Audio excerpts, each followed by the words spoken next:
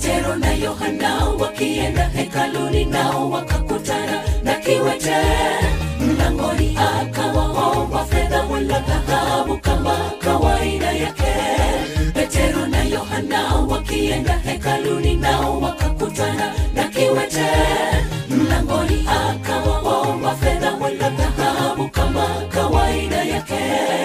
Kwa jina la Yesu simama, simama ndugu.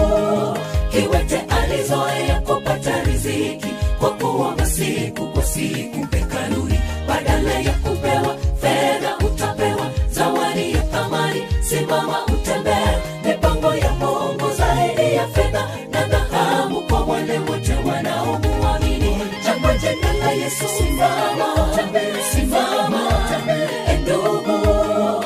Kiwete alizoea kupata riziki kwa kuomba siku kwa siku hekaluni, badala ya kupewa fedha utapewa zawadi ya thamani. Simama utembee, mipango ya Mungu zaidi ya fedha na dhahabu kwa wale wote wanaomuamini.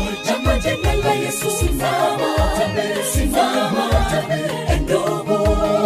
Kiwete alizoea kupata riziki kwa kuomba siku kwa siku hekaluni, badala